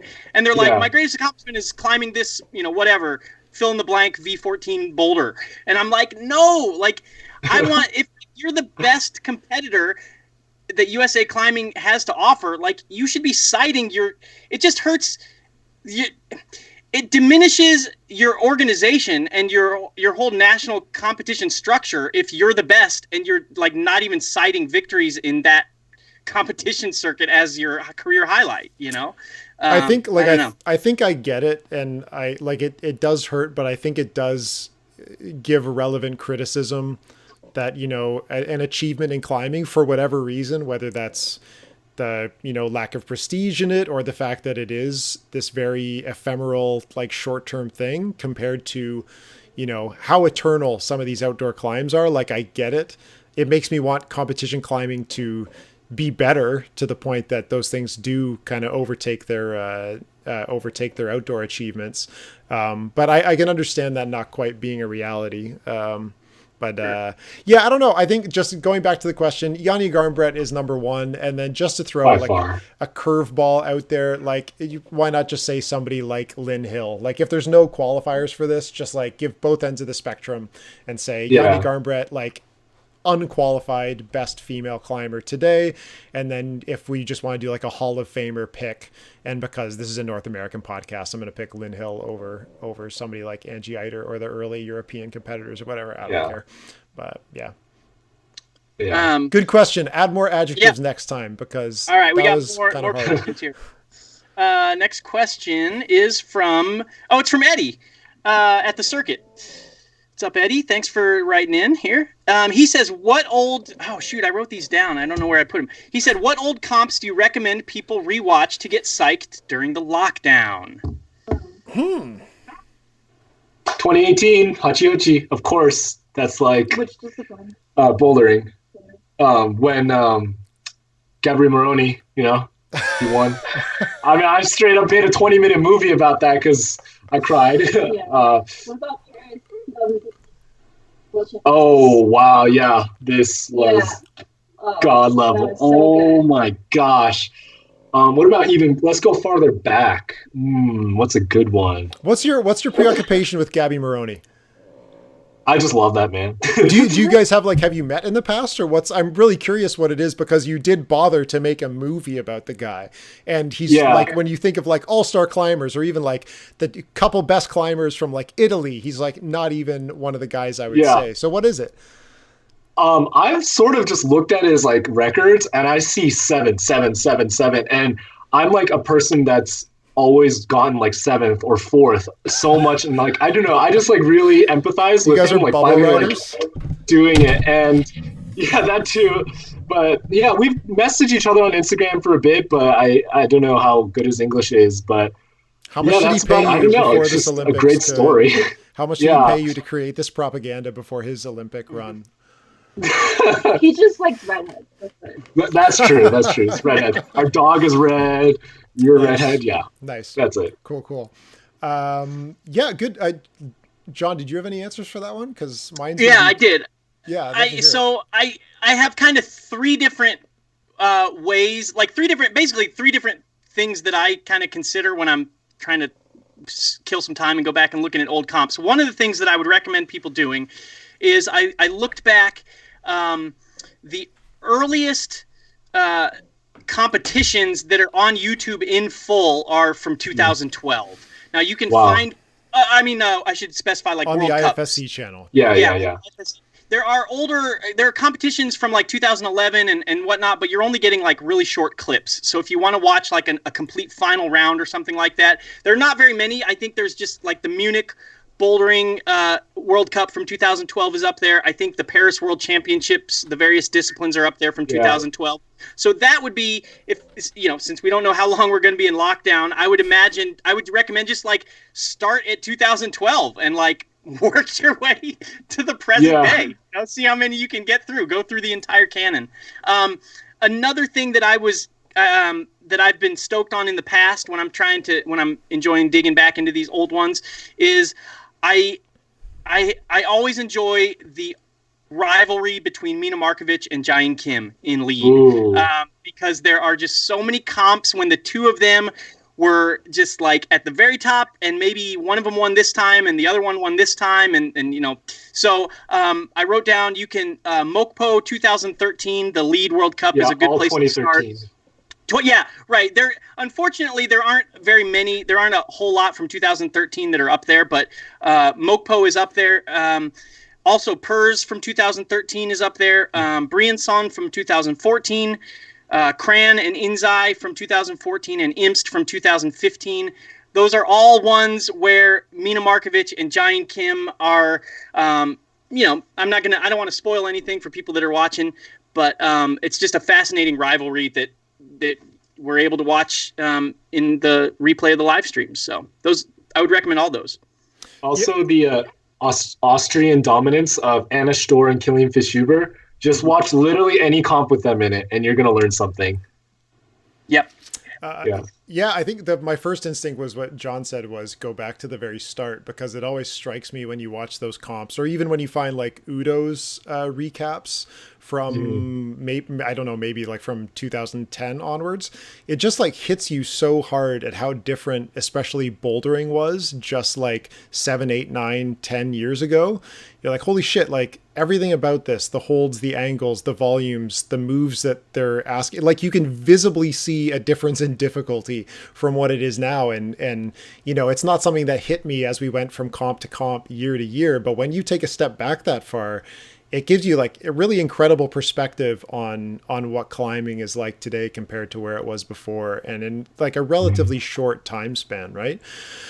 I don't know what else is I like for myself. I think if people like, especially from the States, if you visited a bunch of gyms, check out the World Cups that were hosted in like American gyms. Look at like the 2012 in Atlanta, or was it 2012? Yeah, 2012 in Atlanta, and whichever year it was in Boulder. Those are just interesting to watch if you've climbed in those gyms and you get to see that kind of atmosphere being used for a World Cup. I think is really fun. And the Atlanta one is ridiculous because Stone Summit is so fucking absurdly giant and the routes are just winding everywhere. They just feel like the longest routes that you can imagine. Aside from that, though, I can't say which year it was, but there was a Munich where they had like those big city wall yellow spheres on them. And I thought that was one of my favorite bouldering World Cups to watch. Can't remember the year. Is that 15? It could have been 15. Yeah. Around. Is that when Jan and Julie won? The two of them? I can't remember. I can't remember. This one I'm remembering it for the boulder problems. And I just thought they were just so exceptional and how simple yet like demanding some of those problems were. I don't know. I guess the last one is I don't know, watch like 2015 Toronto World Cup because I emceed it and you can be like, oh yeah, I know that guy. But aside from that, I don't really give a shit. Actually that was the first one where that one was like entirely like kilter holds. They were all shallow pours or some shit. It was kind of a weird fucking World Cup, but it was also a nightmare of black tape. So if you just want to watch drama, like on, I think it was like the women's like third or fourth, it wasn't the fourth, it was probably the third problem in finals. Yeah. There was black tape around a corner on an arete. And so the entire comp, it's just like the commentators being like, no. Ah, shit, she touched it. And then they like get called off and the audience is just like, this is the worst thing we've ever had. It was really stressful. But yeah, I don't know what to say. That might be an interesting one. Toronto 2015, but. That was where Nathaniel Coleman got third. Yes, second. That was it. Yeah, he came second. Yeah, Nice. Totally. And Puccio got third or second? I don't think she medaled. It was you know what? The other good thing you mentioned Anna Storr earlier. That was her last World Cup win. Yeah, if not her last World Cup. So she won that one, and then I can't even remember who else was on the podium. But yeah. Anyway, quick aside of Killian Fish-Huber. We went to a private crag in Texas, and we tried this like 13D, and it was disgustingly hard. And we're like, the owners of the crag were like, yeah, Killian and Anna were here. He did this second try. When we heard that, we were just like, there is no way. Because it like had everything, dyno, roof. It was like insanely hard. That's awesome. Yeah. So still got Delaney, did you have any that you wanted to add to the list? Comps? I don't know. I think we covered them. I think go watch all the what's Carla's gym called again? I forgot. Boulderfield. Those are fun to watch right now. Those are good. Don't watch the first one. It was so fucking painful. The broadcast was like so shit that I didn't watch any of the other ones. Like maybe the other ones were good. The first one was so bad. Yeah, you and I were texting. We were like, what is this? Okay, luckily they've gotten a lot better. Yeah, go watch. Sorry, just before that, I just realized I only thought, were they asking which World Cups or just like which comps? Just comps, Eddie just said what old comps. So it could be like any country's nationals too, or it could be the Adidas Rockstars are super exciting. Those are awesome. Definitely. Mascarenas through the toe hook. Oh yeah. That's my favorite. One of my favorite moments. And then also John Wanchon and your Nick Cruder bumping butts. So good. And the Legends Only too. Those are all good. Like there's Legends Only. If there's Tyler, I was just gonna say the last one. It would just because it was extremely well produced for like a local comp. Would be like the 2010 Battle of the Bubble in Boulder, I guess. The wall is now inside the spot there, but it was just, a weird format, like an elimination format. It was outside. The crowd was fucking wild. And it was like a little comp, but it was like headlining Americans, like all the best guys were there. And you're like, how did this come together? Like, how did you make this so dope of a comp? And it like never happened again, I don't think. So it was kind of just this unusual little blip in time that didn't have much effect on like the comp scene, but it's just like such a funny memory. So if you can find Battle of the Bubble, just such a unique I've heard little of this, thing. but I've never seen it. Yeah, it's Nice. just a weird one. But yeah, anyway. Good.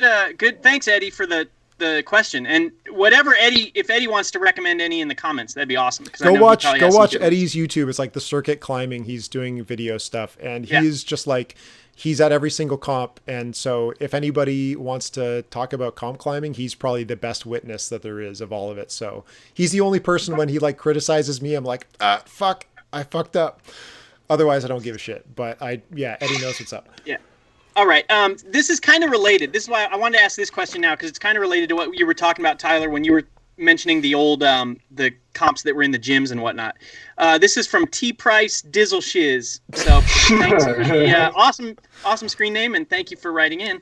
Why are IFSC comps primarily held in outdoor venues versus indoors? In parentheses, consistent conditions? ? And so rain, humidity, heat on the wall, all that sort of stuff. So he's saying, why are they outdoors? Why not hold them inside where you can control and make sure everybody's getting on the wall when it's the same temperature, same humidity, all that stuff? Some World Cups are inside. Like we kind of talked about limitations of a format or limitations of a competition. So, and this is going to be different for every single organizer because the events are organized usually by a locality or by a gym, or by a, it's not by the IFSC that creates the wall or finds the venue or anything like that. It's not the IFSC. It is the local host of it. And so like, if we just talk about some stuff just from memory. So one is, whenever Japan has hosted recent, bouldering World Cups, it's been inside in an excellent venue. Meiringen. Yep, Meiringen is in a tennis hall in a tiny ass little town in Switzerland. You go back to the Toronto one, was in an ice hockey rink. You talk about those two American ones we mentioned earlier. They were in climbing gyms. It comes down to like, what is the most cost-effective place where we can fit the wall that we need? And it's extremely unusual to find, especially for lead comps or speed comps, like an indoor venue that can host a wall that is like 15 meters high. That's really difficult to do. So often the cheapest thing is like a public square where you've got the space to put up a wall. Like I think the Villars one in Switzerland is like, it's in a fucking dirt parking lot, like on a shitty little mountain road, right? So you just got to find the space that suits your budget. And for a lot of these organizers, budgeting is a huge problem. I don't know if you guys have input. I think just logistically too, I think of somewhere like Chamonix or something where it's like, or Vail for prime example, where you have like a lawn. You could just like, say, yeah, pay your ticket, go sit anywhere. It's just like a less of an organizational logistical load. Whereas if you would have to like make sure everybody gets a seat and like has to sit in the right spot or something like that. Another thing is just, and you kind of touched on this, Tyler, but to hold it in a gym in particular, I realize you can hold it indoors in a convention hall or something, but like in a gym, you have to close down that gym for the whole week, essentially, to route set and stuff like that. I remember just these past at Pan-Ams, before the championship started, I went into Center 1 because I wanted to climb there. And I was like, can I get a day pass? And the lady behind the desk was very nice. She was like, you can pay for a day pass, but basically you're going to pay $28 and you're just going to be able to moonboard. And so like it's like they need the whole gym for that whole space, that whole week to route set. And that's revenue, member revenue or day pass revenue that's being taken away from that gym for that whole week. So that's another reason why it's hard to hold it in the gym. And just like spectators, like you said, Tyler, a lot of gyms, especially the old gyms that were built in like the mid 90s and are still around, they were not built to accommodate 100 or hundreds of spectators. Even a new gym like Center 1, where we were for the Pan-Ams, and I think they did a good job. It was still like, it was hard to find space for everybody there. It was a challenge for them and stuff. And just like even without an audience, I think a lot of people don't realize how much space you need to host a World Cup, right? Like you have to host an entire set like of officials. So you have to have your whole jury. You have to have a review area. Nowadays you have to have space for a camera crew, right? Which takes a lot of space. If it's too narrow, your angles are going to be all vertical if you can't anchor them up in the walls. If I didn't mention isolation already, you have to have isolation space. And then on top of that, usually the only way you're going to recoup costs, unless you have a Chamonix situation where the municipality is, giving you a square and it's a climbing community, the only way to recoup costs, aside from sponsorships, which is also difficult, is getting people paying tickets. And that doesn't make that much money in the first place. So, there's just a lot of demands on this. This is the kind of thing where I'm sure Eddie would be able to shine even more light on it that I don't have. But I currently work for a guy who was involved in, basically spearheaded and organized the 3 Toronto World Cups. And it's not something he ever wants to do again if he has to go through the shit that they had to go through for those 3 years. Like, that didn't make him any money. That didn't make anybody any money. So yeah, anyway, just logistics. I wish, like we talked about this, we wish they were inside for the sake of like fairness, especially when you have long days. And I'm sure Delaney's been at a bunch of comps where she either climbed in the shade or the sun, based on like different time of day and stuff. There's something nice about being outside, but as these days get longer and longer, it's just like kind of brutal. Okay, so let's edify on what you just said. How do we monetize climbing better? How do we make more money of it? Let's go. Let's go. I think we should just reconvene tomorrow and restart, because the second we start talking about competition formats and like monetizing this stuff, then I just want to talk forever. Well, like as I'm sure, like the money from it, the real money that makes it sustainable is sponsorship, right? The likelihood of selling enough tickets at any reasonable price is is just not there. So you need sponsorship, and the only way to get sponsors is to get a large number of viewers who are willing to spend money. And that's like, Albert and I are both like esports guys, and so we both are aware of the reality that you can have a lot of people watching something who don't spend money, and that can also be a death knell. So you can have 1 million viewers, but if they're not spending money, that is like you're not actually making money, and that's something that esports is dealing with right now. So, and this is why I give a shit so much about competition formats, is because we've basically had this format for bouldering and for lead and speed for a while now. Like, it's not like these formats are new. They get tweaked here and there, but it's the same thing.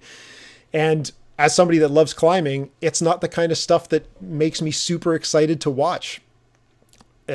Like, there's a lot of times where I'd rather watch Counter-Strike than I would rather watch a climbing event. I did it for the Quiff event last weekend.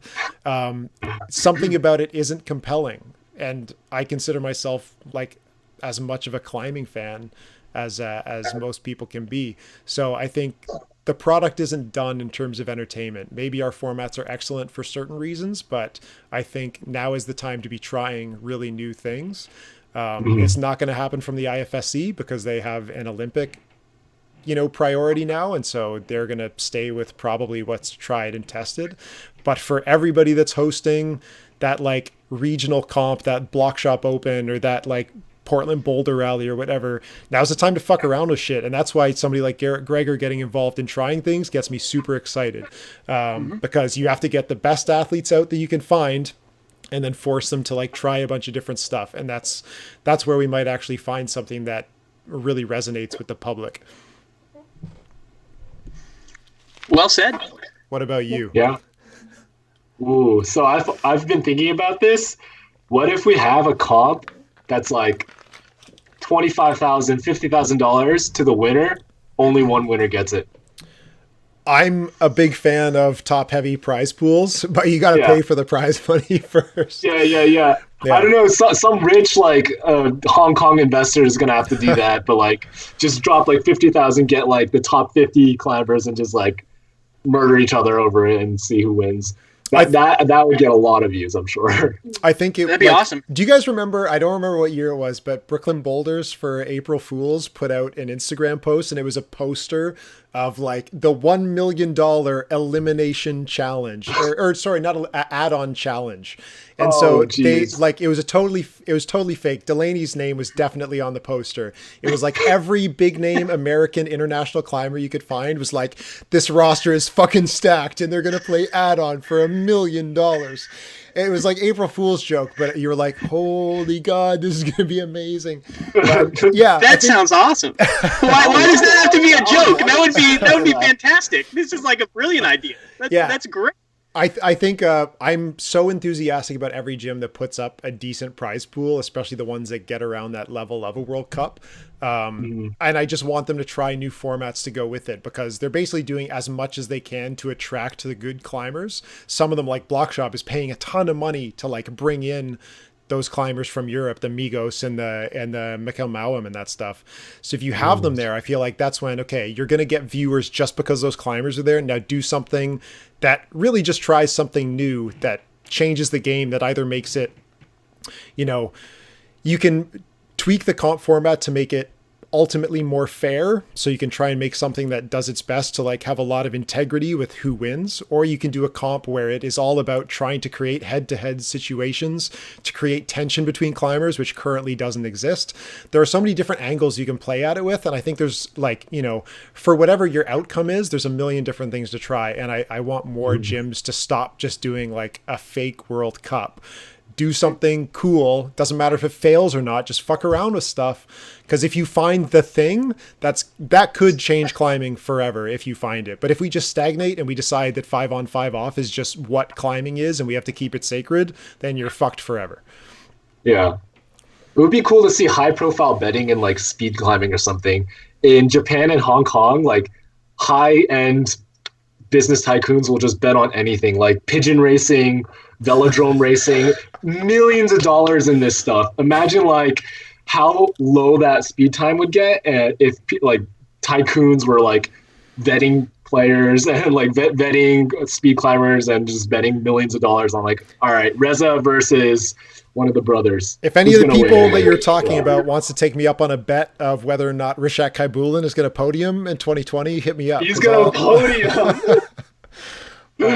Yeah, I think that's a great question. I'd love it if gyms did more stuff. There's something. There's a question. There was another question that is kind of related. Let me see here. I also want to buy jerseys of like climbers. That'd be cool. Yeah, I should sell those. There are really definitely some climbers I would be psyched for that for. Yeah. So we're kind of missing a big question that has to do with an event that is supposed to happen in a couple months. But we'll talk about that in just a minute. Where was it? Oh, Boulder. This is from Climbageddon as well. The second question. So thanks. We're almost at 2 hours, so we're gonna make these go quick last on this couple one. ones. Cool. Boulder, lead, or speed? Which is your favorite and why? I don't know if it means to participate in, to watch, to So. All right, everybody gets 60 seconds to give their answer. John, you've had the longest time to think about this, so you have to go first. Favorite to watch, probably lead. Favorite to if I'm trying to introduce somebody new to the sport, favorite would be speed to get them hooked. And favorite to participate in would be bouldering. Albert, what about you? Okay, I like doing bouldering. I like watching bouldering. I like introducing in bouldering. And bouldering, not lead climbing, definitely, right? Yeah. I'm lead climbing all the way. I'm biased. That's my discipline. But we both like doing everything. Yeah. Watching it is, I love watching it. Sometimes it's hard for me because it's so emotional. Yeah. Yeah. We speed climb train too together, so we know a little bit about speed. Yeah. Tyler, I think for me, the angle I kind of want to take is like, bouldering is my first child, so I like love it the most because it was my first child, but I wish it was not such a shitty kid. Like I don't like, I think it's the one that I think it has the most potential, but it's just not using it right now. It's like bouldering is the dopest type of climbing. I think it's the easiest type of climbing event to put on, but it just doesn't grab me. I would rather watch speed or lead for the most part. Yeah, so I wish bouldering was better. All right. So here's an easy question. Just joking. From Tolu Nesolphonic. I don't know if I'm pronouncing that right, but thanks for the question. How do you see the coronavirus affecting Olympic climbing? Okay, yeah, I guess at this point we just make our predictions. What do you guys think is going to happen with the Olympics? Can I flip a coin real quick? Sure, yeah, that's super reasonable. All right. Yes, no. Well, I guess it's not happening. Well, my phone said everything. Yeah, I was optimistic until a few days ago. Yeah. And now I can't say that I am, which is just really, really sad. Yeah. I'm really torn because I think I do believe the coronavirus thing is going to be a year-long situation. I think 2020 is going to be defined by it. But the Olympics is such it feels kind of like the unstoppable force versus an immovable object. Like the Olympics is such a massive investment in resources, and the amount of money people have put into broadcast this shit, part of you says like, this has to happen because the rich people of the world will not let diseases get in the way of them getting their money back. And then from Tokyo's side, who has taken on this like unbelievable burden of putting this on, I'm pretty sure the only way a host city makes money back is by having tourism, make up for that. That's the part that I don't see happening. Like I think Tokyo is going to get rogered out of it, but the Olympics will probably somehow still be broadcast. I don't think they should. I think the prudent thing at this point would be we're postponing them. Tokyo can host them in January, well, whenever the weather is good. I don't care. I think postponing is the best thing to do. I obviously have no information and I'm just some guy in a basement. So, take it with a grain of salt, but I think they should postpone it. I think it'll happen. I think it'll be a disaster for Tokyo.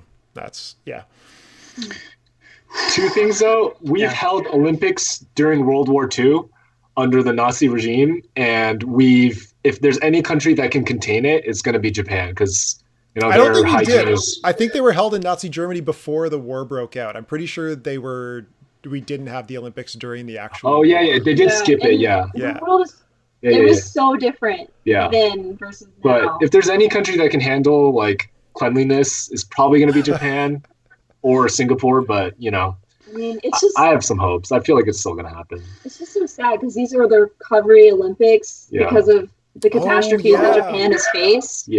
And so that's like the sad irony, like if they don't get the Olympics at all, there's like definitely no recovery. Like it's just they've dug their hole deeper. Feels bad. Which I mean, it's just sad.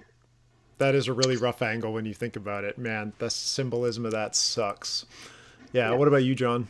I'm trying my best to talk myself out of like what I keep thinking, which is that like canceling is the most probable, because obviously that's like that's the last thing that anybody wants. Absolutely. But here's the thing I kind of wrote about this 2 weeks ago, and then there's a great article in I think it's the Washington Post today that expounds on all these points, but I'll try to make it quick. I think we have five options basically. You have them on schedule, you postpone them, you relocate them, you hold them without any spectators, or you cancel them. And so one by one, if you go down the list, the only one, like the most probable of those, I think it is cancel. Here, let me do it real quick. So on schedule, I don't think anybody thinks that they're going to be on schedule. It'd be phenomenal if they would, but especially like Delaney, you said it, like after these past like 2 days, it's just like, I don't know. I highly unlikely. Are we all in agreement there? Mm-hmm. Yeah. Okay. Postpone them. So the thing that the Washington Post article points out that I did not realize is that a lot of the equipment that is at the Olympics is rented, and it's contracted to go elsewhere, like after the summer. Just huge things like generators and like transportation. It's a lot of it is rented. And also you think about a lot of the volunteers, and that's a huge aspect of making these Olympics run smoothly. A lot of those are volunteering because they have the summers free, like their students or their teachers or something like that. After the summer, if you postpone them, you're going to run into a real problem getting all those volunteers. There's also this aspect that like Japan had scheduled to turn a lot of the facilities into like apartment complexes starting at the end of the summer. So postponing, it's like, I don't know. There's a lot of complications there. Relocating them, I also think that's kind of unlikely because like the coronavirus is everywhere. I don't know, unless you would have them like in China or somewhere that's like seems to be sort of flattening the curve, as they say. Like, I don't know. But even then, you run into this problem of bringing people there who have the virus. So I don't know if I could see relocating as a possibility. Holding it without spectators, like, first of all, you can't say like, we don't want to get the spectators sick, but like, yeah, we'll have all those athletes here. It's okay, because what if the athletes get sick? Also, even if you don't have spectators, all the media that would be there, the coaches, the trainers, it would still be like thousands of people. So I don't think it's likely to hold any of the events without spectators. So after all that, and I'm almost out of breath, it's like you have being canceled. It's like you can kind of talk yourself like into like, I just don't know. I don't know. That's what I'll say. Yeah, We're I think waiting it's on fair. pounds. It is the kind of thing where we're learning about how this is going to work like day to day, and we still haven't really figured out like what does the world look like in 30 days. Like we have no idea. It is kind of interesting. Yeah. All right, Dick Pounds, give us the news, Dick Pounds. Yeah. What a All right, regrettable name. More questions here. How many more? Oh, we got like 40. No, I'm just joking. Like 3 or 4. Oh, this is a good one. This is from Ryan Teaches. Thanks, Ryan. I know Ryan. He's a great guy. Thanks for writing, Ryan. How will athletes handle the humid and hot air of Tokyo, ranging from chalk to hydration? Now, that is, of course, assuming that the Olympics happen in the peak heat of summer. But let's just imagine that they do. Maybe, Delaney, you would probably be best for talking about this since you competed presumably in really hot conditions at comps before. How would you advise the competitors to deal with the hydration? Ideally, the competitors are able to acclimate, but assuming that they can't, which, I mean, actually, I guess in this case, they should be able to. They'll get there 2 weeks early. Yeah, and I mean, all the normal things, like drink tons and tons of water. Yeah. And stay in the shade and try and stay in, like, inside or in front of a fan in between rounds. Yeah, I mean, everyone is dealing with the same conditions, so it ends up being okay because... I mean, Adam's, like, in his woody with, like, a heater on, so, like, do that, I guess. Yeah. The nice thing is I know that last year, during the same dates that sport climbing would be happening, they had a triathlete, or a triathlon, which was an Olympic qualifying event, and one woman ended up being hospitalized, which, I mean, climbers, you could say, aren't exerting in the same way as triathletes, but they still are facing literally a triathlete of their own.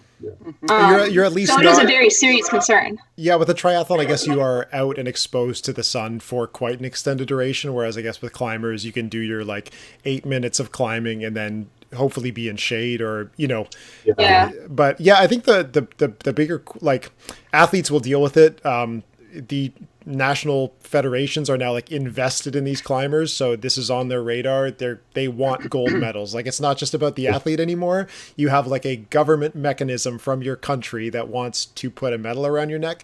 So I think, they're going to be out there early and it's going to be on their radar. The one I'm curious about is how are the route setters going to deal with the humidity?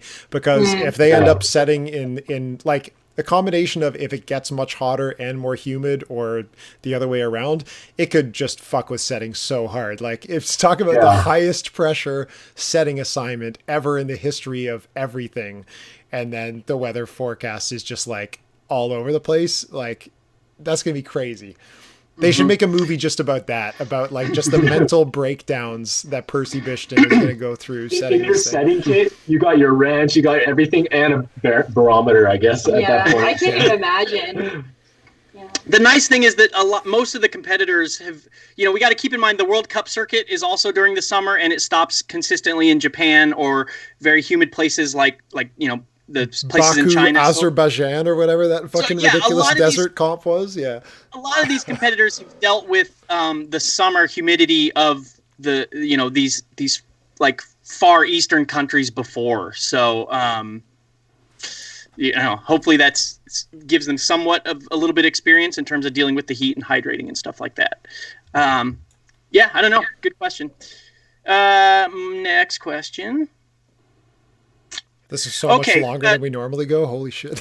I feel so bad for you guys. The first one you sit in on goes forever. This is the one that we can go quick. Tyler, this is the one I texted you because I didn't know if this was a typo or slang from some other part of the world.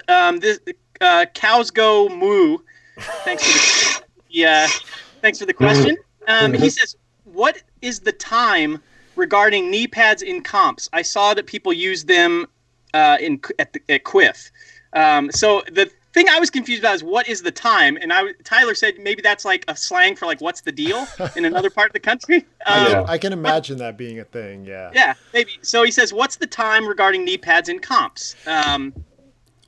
Guess what? I did not go into the rule book and double check on this thing. I would suggest whoever's asking this question go to ifsc-climbing.org and then just read the rules. I can't remember. I'm pretty sure they are not allowed in climbing. I could be wrong. I don't fucking know. What about crack gloves? You know, like we got to talk about that too, right? Like, will that be possible? Allowed? I mean, they've been using them at World Cups as far as knee pads go. Like that's. Yeah, Jan Hoyer used to. Oh, have they? Okay, so then my memory is just shit. In that case, yes, they are allowed. That's Adam's used it like 4 times now. Yeah, what if can you bring crack gloves as well? Like, where does it start? Yeah, where's the line? Well, here's like the hilarious question about that is that like crack climbing, as much as it was a huge discussion in 2019. If you want to place a bet on whether or not you're going to have any form of crack or any form, like knee bar is way more likely in a 13 problem boulder comp. Yeah, you'll probably have one.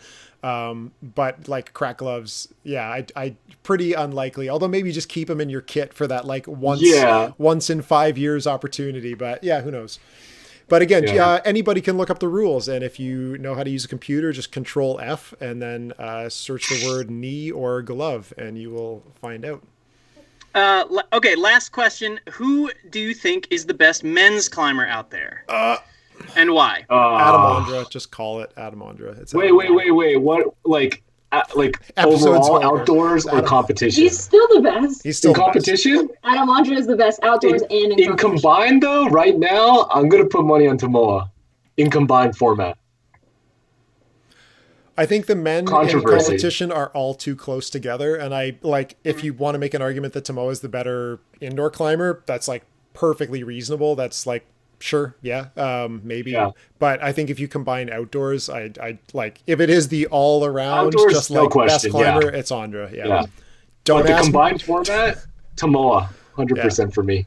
Yeah. It gets weird when you're talking about outdoor climbing because then, you're going to you can have people talking about like the Dawn Wall trad stuff. You can have people talk about like Alex Honnold free soloing, it's like we got to keep it indoor. We got to keep it to the comp scene, I think, for the sake of sanity.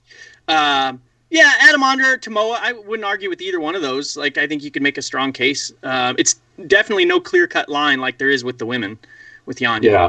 It's Colin Duffy. He's got literal wings attached to the sides of his head. You can't, Those ears are aid climbing. That's it. That's it for the questions. Cool. That's it. That's all we got. Yeah. All right. Cool. I just wanted to everybody that wrote in. Yeah, and thanks for putting that together, John. Before we leave, just because it is really nice to have guests, I just wanted to ask Delaney, just because you're seeing a lot of people in your age cohort going to the Olympics or working really hard for the Olympics, but you stepped out of the sport before that became a serious discussion for you. Just what are your thoughts around climbing being in the Olympics? Do you have any feelings about yourself? Do you feel like you wish you had maybe kept going with it? I don't think you consider yourself a combined athlete, so maybe it's not that big a deal, but just how have you kind of reflected on that as you've been writing about it and spending time with these climbers? I mean, I couldn't be happier that it's in the Olympics, and I couldn't be happier that I get to spend time with people that I was competing with in this new facet. It's definitely been an interesting experience for me. I'd be lying if I didn't say like, I still get anxious at comps, because I do, but it's a good way. It's a good thing, I think. And I don't regret stepping out when I did, because for me, that was definitely the best decision. Cool. Yeah, hopefully you'll get... Go ahead. I was going to say, I wonder if you'll ever lose that anxious feeling. Because I've wondered that even as I've watched, I guess Robin Erbsfield is kind of a different example because she coaches and her daughter competes and stuff. But I remember standing by her once and wondering that. I was like, I wonder if she wasn't coaching people and she was just standing here watching, would she kind of have the bug to get up there and compete still, I wonder. Yeah. I don't know. I'll let you know in a few years because I knew she was anxious before she knew. So yeah, I before I would go to big comps, even just to cover them, I wouldn't sleep, and I was like, why am I not sleeping? It's like, oh, this is just like a weird PTSD. Yeah. But I mean, that's not to say that comps were bad for me, because they were great. It's just I was very emotionally invested in them, and I think that's why ultimately it was good for me to step out. Huh. Very interesting. Let's call it here. Does anybody have anything they want to say before we wrap it up? Guys, watch out. In 4 years, in 2024 Paris, I'm going to be competing under North Korean flag for climbing. I'm going to get dead last. I'm going to be so hyped. You guys better watch out. Albert Oak 2024, North Korea. I'm at least going to have all your money from this Rishak Kaibulin bet. That guy's 20th place. No, dude. Top three. Easy. No, I think we should just, give a quick shout out to all the tip of the cap, because we know that there is a lot of part of the country, as much as we laugh and have fun, like there's a lot of the country that's really hurting right now. And a lot of people working really hard, healthcare workers, doctors, all that stuff. So, we hope that this provided some entertainment, and we don't certainly, thinking about everybody in Canada and the US and all that. Yeah. I'll just thank you guys, Delaney, Albert, and John, for doing this. So just to get the plugs out of the way, go read Jim Climber, where Delaney's been working hard recently. Go watch some of Professor Oak's videos. Do you have a URL yet? Are you youtube.com/Albert? I'm just Albert Oak for right now, and just Google that. If you just want to watch a lot of Gabrielle Moroney fan fiction, just go check out that YouTube channel. Go buy John's fucking book, High Drama. Yes. The Rise, Fall, and Rebirth of American Competition Climbing. It's a sick book, and I keep saying we're going to record an interview about it, and we will. It just might not be right now. All of our screens just disappear, but whatever. And then last thing to say is, if you there they are. If you if you're near a gym that is struggling, or especially if they're a nonprofit, go buy a fucking gift card for $25 or whatever. Because it's gonna suck for a lot of people for a while, including myself. So I'm allowed to laugh, because if you don't laugh, you're gonna cry. So anyway, this has been the Debrief back in 2020. Thanks so much, Delaney and Albert, for joining us. Thank you, John, and we'll see you guys next time. Have a good night. Good night. Night. Let's go watch